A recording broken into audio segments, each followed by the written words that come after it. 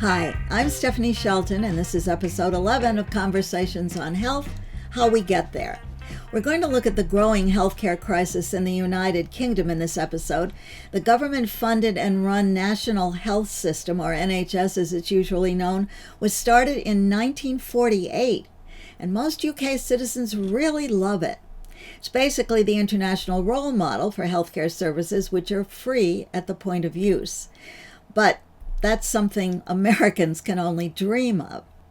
However, ever since the COVID lockdowns ended, the NHS has been in real trouble. I'm sure you've seen or read about these huge financial and personnel issues, doctors and nurses, ambulance drivers, seemingly everyone, always on strike, constantly demanding higher pay or more workers. Many Brits are complaining about waiting months just to see their general practitioners, their family doctors, never mind complex surgery, which the wait can be years for. I wanted to understand what's happened and whether the NHS can be fixed. So, earlier this month, in fact, one day before the NHS turned 75, I Zoomed with David Hunter. He's Emeritus Professor of Health Policy and Management in the Population Health Sciences Institute of Newcastle University. I was in Prague, the Czech Republic. He was in Richmond, North Yorkshire, in northern England. The interview runs long, but I think you're going to find it as compelling as I do.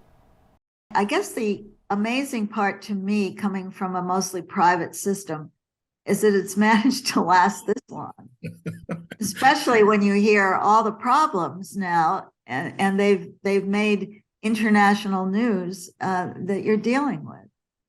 How did it manage to last so long? A very good point, Stephanie. It's very timely. We're talking about the NHS in this week. I think there are many reasons, but without being flippant, I think it's fair to say the NHS is something of a national religion to people in the UK.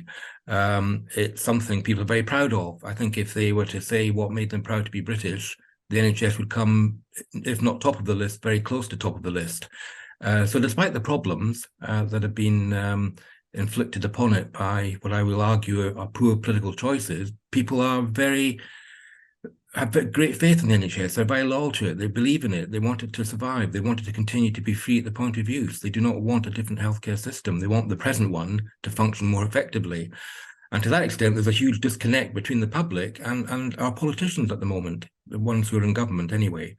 So I think it's fair to say the NHS's death has been predicted many times over its 75 years, but it survived. And many people, many commentators think it's still capable of surviving, although we are in a state of managed decline at the moment, and that decline has to be reversed pretty urgently if it's going to survive for another 5-10 years, never mind another 75. Well then, okay, let's just start, and if you can just very briefly for an American audience that just doesn't understand anything about state-run healthcare systems, how does it work? How much money do people contribute from taxes and other things so that they have their at the point of entry healthcare system? Okay. Well, it was set up after the Second World War in 45 in the belief that people coming back from the battlefields deserved a different social contract in terms of what kind of Britain they were going to be moving into, having fought for it. What were they fighting for? And I think there was some consensus among all political parties, but driven mainly by the Labour Party, that there needed to be an NHS providing healthcare free at the point of use, available to everyone who needed it, and this should be funded from central taxation. So everyone would contribute to it through their taxes, but they would be part of a communitarian collective effort to provide healthcare for all who needed it, pooling risk, if you like. So the budget now stands at something like £150 billion, as I say, funded from central taxation. And that's the case across the UK. Now, in terms of organisation, there are differences between Scotland, Wales and Northern Ireland and England, because when devolution appeared on the scene in the late 90s, health was one of the devolved functions.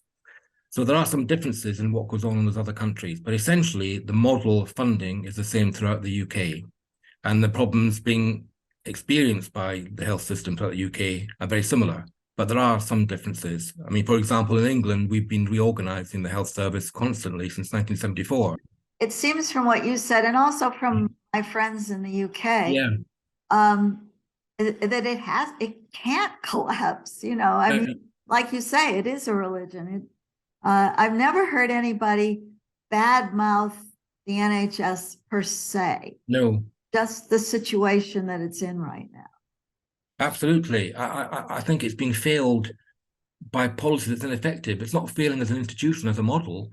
I think the model and the underpinnings of it are still valid and remain intact for a civilized society. But what's happened is that it's being failed by the politicians. Now, that hasn't always been the case. If you go back to the late 1990s and early 2000s, when we had a Labour government, when they took office in 97, the NHS was again at the point of collapse. This was after Margaret Thatcher and after John Major. They ran public services down, as the Conservatives tend to do, because they don't believe in public services, essentially. They believe in free markets.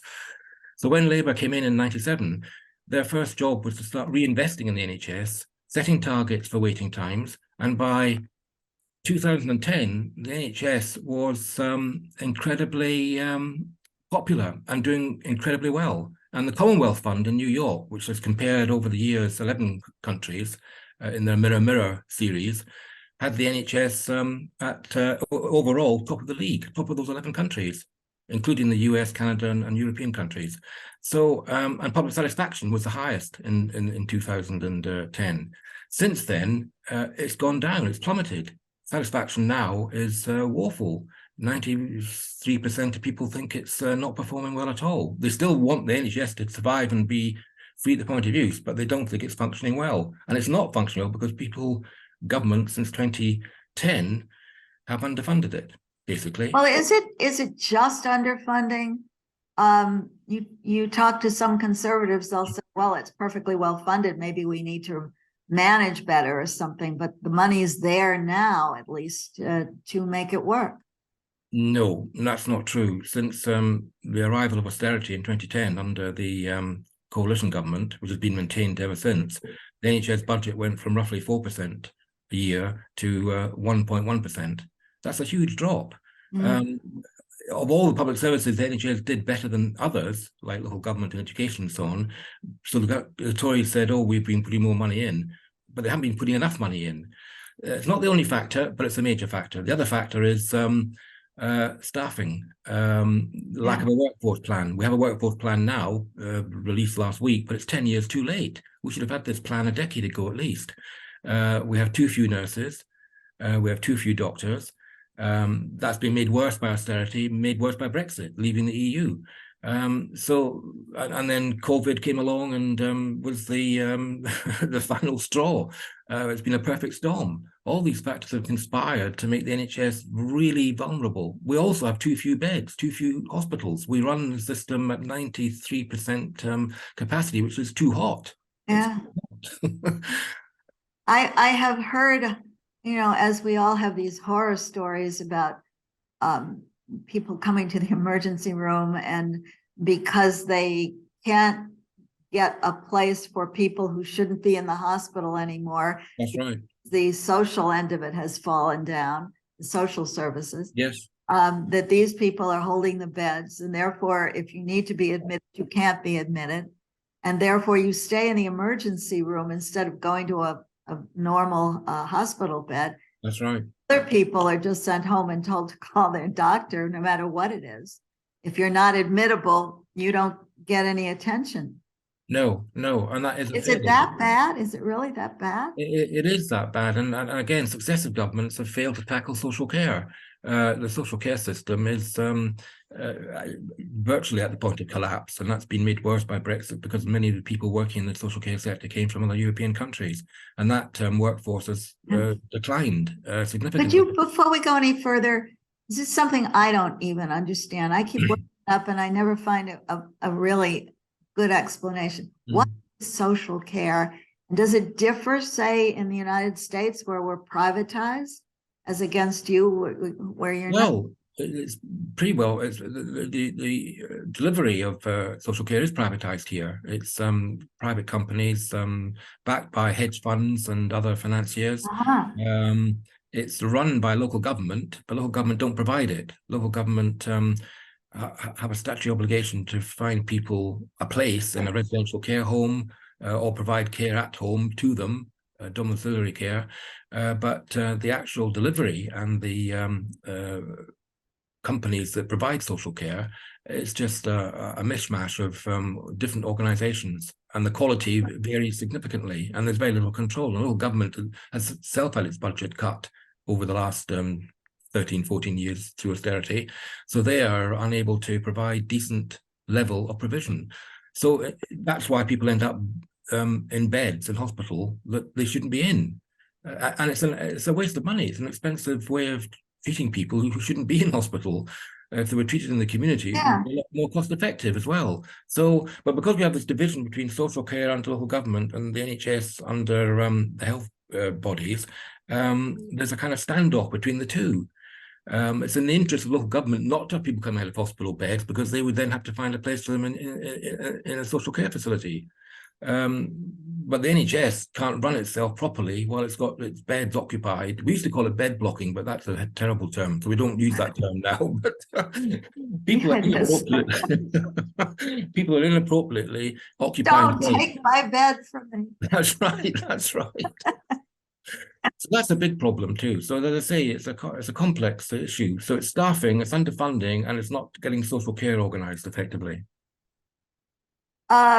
You write a lot about the integration of care and regular health care and medical care, and you broaden it out to really mean better health all around for people. Absolutely. I think we're all looking at now and ways to deal with the issues that don't have to become issues, essentially. Absolutely. But if you don't have enough money or you don't have a good enough management, or whatever you don't have now to actually run the medical part of the NHS, where do you get the money? Where do you get the people to do this additional integration into the system? Yeah, it's a tricky one. I mean, there's never a right time, I think, to invest in public health or upstream health. We spend all our money in picking people up out of the river instead of going upstream to see why they've fallen in the first place. And we know why they've fallen. We know, I mean, in this country, obesity levels are almost on a par with yours, I think, in terms of adults and children suffering from obesity. That's got worse over the last 10 years. We've put less and less funding into tackling that. We have a government that doesn't believe in the nanny state, so wants people to lead their lives as individuals, making their choices, and it's not for government to meddle in those choices. But we know from the evidence that sometimes governments do need to meddle, and nanny is not necessarily a bad thing. Maybe we do need a nanny from time to time to help us through some of these difficulties, that people find it difficult to make healthy choices or find it unaffordable. And meantime, unaffordable, that's a big one, because absolutely, United States, and I actually got taken to task for talking about this very issue with someone who is much more a social analyst rather than a health analyst, and she basically said, that's all well and good for those of you who have good jobs and better education, but if you live in a poor neighborhood, there seldom is any fresh produce even absolutely, in the store. And if there were, you couldn't afford to buy it. No, food deserts, we call it. Absolutely. Yeah, food deserts. And these are things that governments could tackle, but they've chosen not to. This government in particular has chosen not to. It's kicked it down the road. It's put off doing things like banning junk food advertising, better meal deals, which are high in processed foods and so on. It's said its argument is, oh, people are going through a cost of living crisis, we must let them get the food wherever they can. But if that food's not doing you any good in those terms, you're then putting pressure on the NHS down the road. So it's a false economy, really. And many of our pressures in the NHS are caused by avoidable illnesses and diseases. Well, it sounds to me from what you're talking about now and what I've read that you've written, I mean, it almost needs tearing down and putting back together again, but you Yeah. can't. So how do you, because this is the billion, zillion, umpteen zillion dollar question, because we're all trying to do the same thing one way or the other. Absolutely. How do you get these people? We have people who don't even think about illness or going to the doctor until they're in such bad shape they go to the emergency room. That's right. That's right. How do you do it? Well, the latest changes that came in last summer under a new health act set up in England what are called integrated care systems. And these are organizations that bring together healthcare, local government, public health, and social care.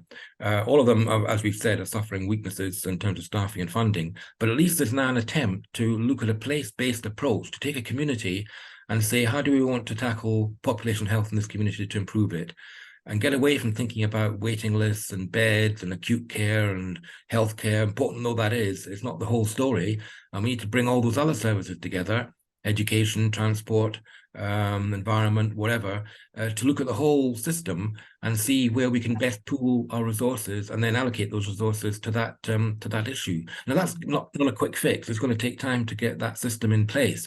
But for the first time in the NHS's 75-year history, we're at least talking about population health, not simply healthcare and medical care, because NHS has been an sickness service, not been a health service. And many people over the years have said that's been a real problem. It's been a weakness. We've not tackled health at source. We've tended to wait until people fall ill, as you say, and turn up at A&E, and then we treat them and put them back into the community. But if the community is unhealthy, the one they've just come from, they're back at the NHS again. Yeah. So it's taken 75 years to get to this point of recognizing that we have to see the whole system.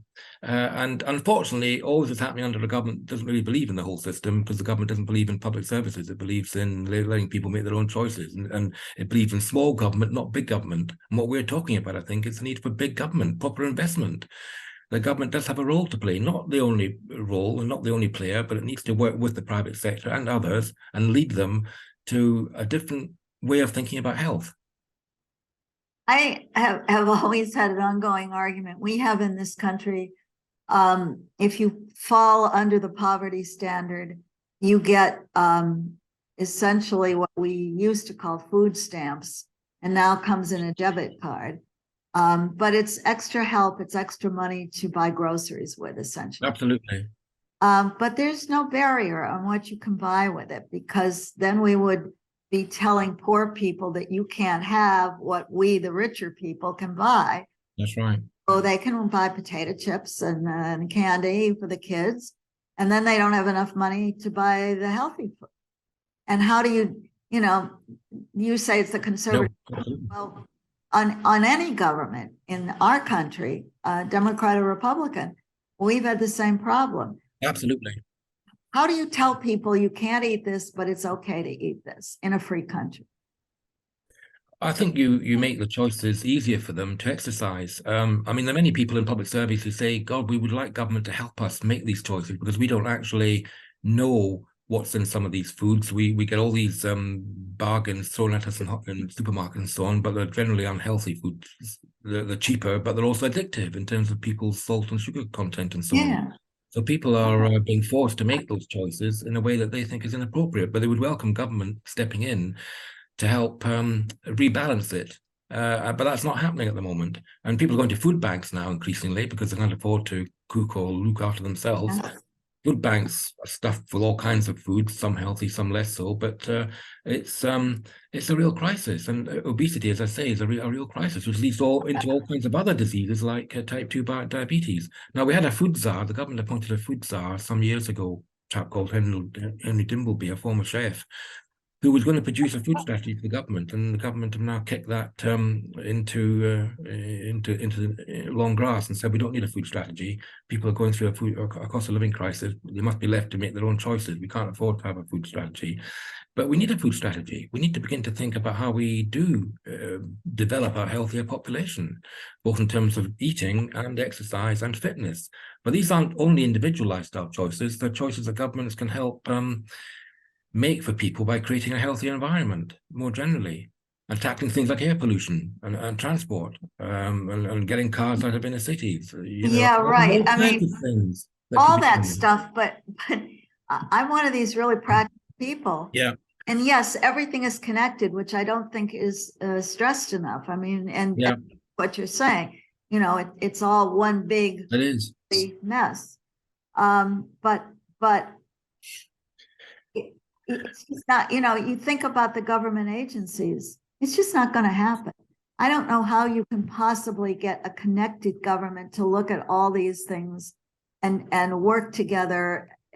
It's like every agency has its own little world and don't touch my world. I agree. No, And it's a dilemma. On the other hand, there's growing recognition that we can't continue as we are. I don't think in the last 10 years we've had a decent government that governs. We've had a government that's in campaigning mode, whether it's about leaving the EU or whether it's about fighting Putin or whatever. It's just one, or getting rid of immigrants. It's just one issue after the other, and focusing on certain things and sticking with that focus and actually delivering against set targets has been something this government hasn't wanted to do. The last government we had did do that. The Tony Blair government was very focused on delivery, very focused on having a few key targets that they were diligent about meeting, and we've lost all that really. So it can be done. It can be done. I heard an interview, I guess, on Sky News, which I'm able to stream here in Prague, and at home, talking about a new schools policy. That they wanted to, I forget the name that she had for it, but it would be have at least a really good English breakfast at school for every kid. And that would at least be a beginning of some sort of nutritious food and get them that kind of food. Right. Well, there's one local authority in London, Tower Hamlets, where the mayor has introduced free school meals for all secondary pupils. And the London mayor, Sadiq Khan, is keen to adopt that policy across London.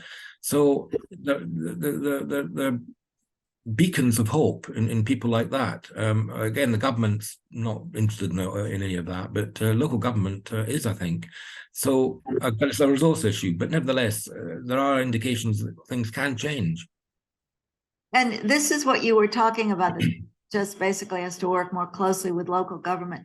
Can you just explain that a little? Because local government and its powers that differs country to country. It does. Well, it was an act in 2012 to take public health out of the National Health Service and put it back into local government, where it had been before 1974. Local government always we used to call them medical officers of health, and they sat in local government. And then in 1974, it was decided to take public health into the NHS. That never really worked well. Public health had to compete with hospitals and beds, and that's where all the money went, and that's where people's interest was, not really in public health. It was a bit peripheral. And everyone thought public health would be much more suitably located in local government, because then you had education, transport, environment, all the functions that local government did actually affected public health.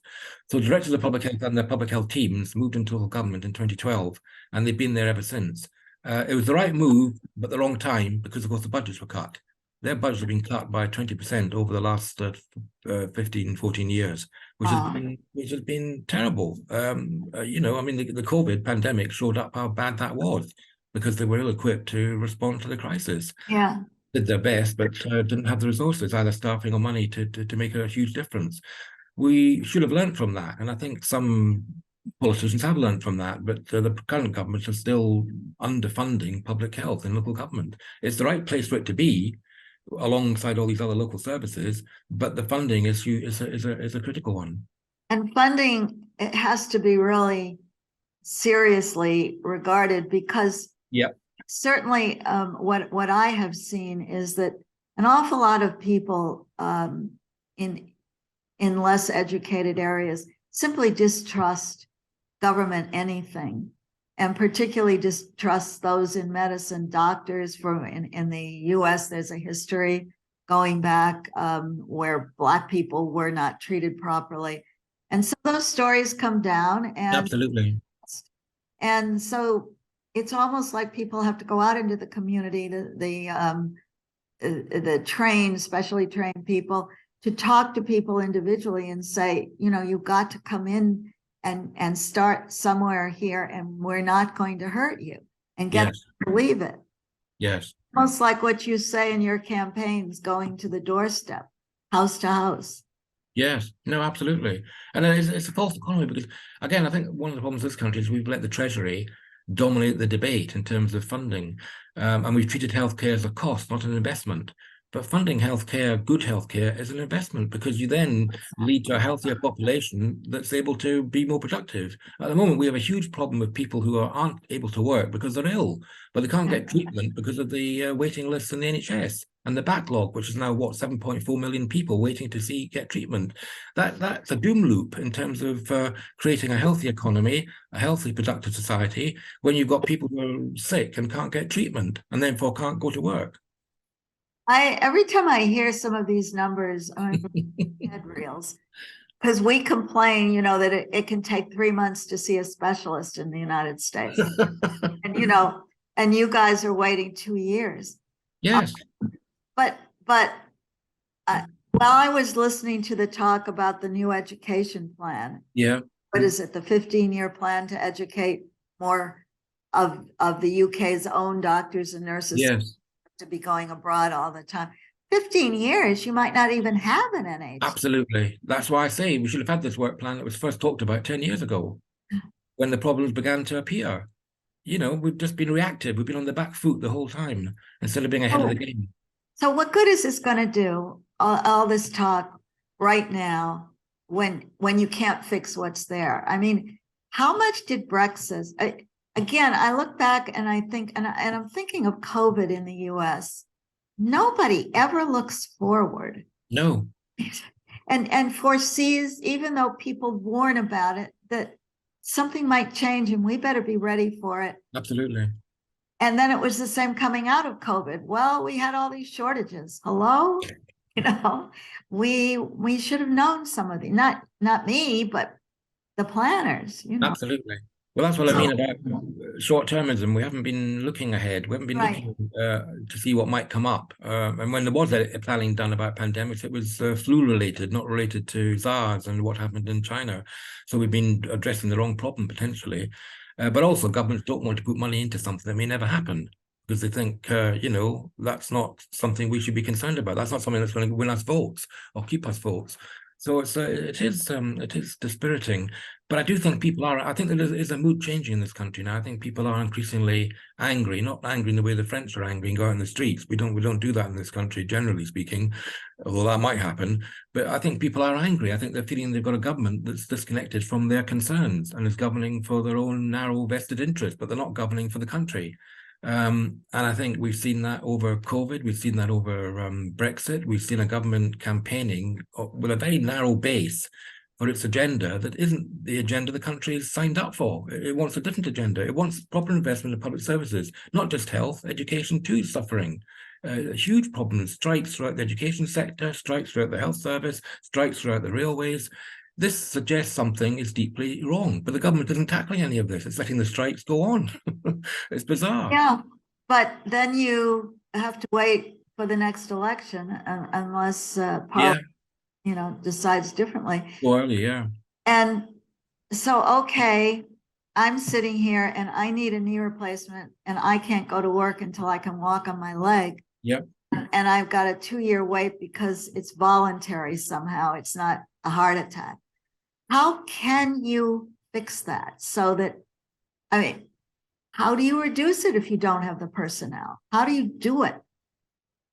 Well, what's happening increasingly now, people who can afford it are now going private. The private sector is growing. It's always been minimal in terms of its growth, 3-4%. It's now up to 9-10%. That won't last if the NHS improves because people will go back to the NHS. But the people who can't afford it or who are selling things to get the money are going private. They're not taking out private insurance so much as just finding the money and going private.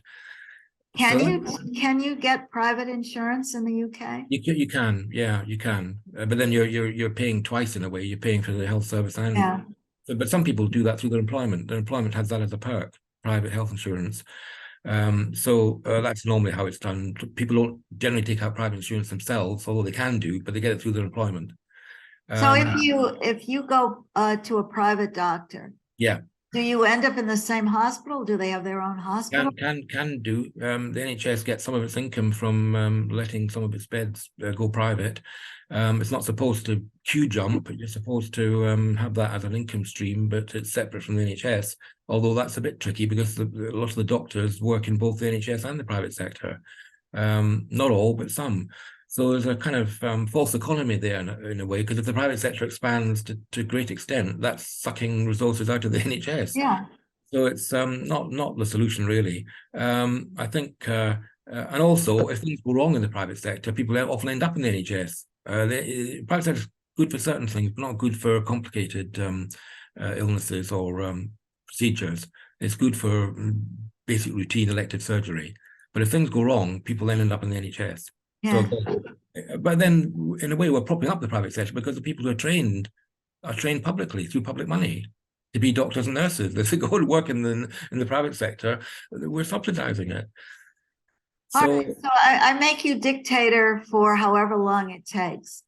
What would you fix first and how? Well, I would fix the funding, and I would fix the staffing to stop the staff churn and keep doctors in post rather than have them go off to Australia and New Zealand or retire early, which is what they're doing now. Because you need senior staff in position. You can't have junior staff coming in and doing those jobs because it's not effective. We've got evidence for that. So keep the staff, pay them properly, set them targets, manage them against those targets, work with them on those targets. Don't impose them. Don't beat them over the head. Work with them and begin to shift the investment in the NHS a little bit, at least to begin with, to public health. Put more money into public health to prevent people coming into the health service in the first place. Because no health service anywhere is going to be sustainable if you don't tackle ill health in the community at source. Otherwise, we're just piling up the problems to expect the health service to solve them, and it won't be able to.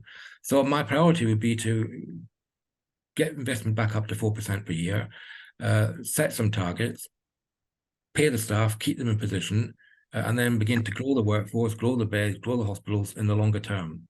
So the things you can do immediately, short term, then medium term, then long term. It's not unfixable. It's just political choices that need to be made differently. Do you think that's going to happen? I think it might if there's a change of government. It won't under this government for all kinds of reasons. They're too locked into their own battles among their own cliques and political views, ideologies. So it's not going to happen under this government. It will happen, I think, if there's a new government. Maybe not. It depends how bold and ambitious it is, because we've got this problem with, managing debt and financial services being crippled and so on. But I think there will be scope to do some things. I mean, the other big problem in this country is wealth distribution. We're actually a wealthy society, but the top 10% have all the income through property, through pensions, whatever.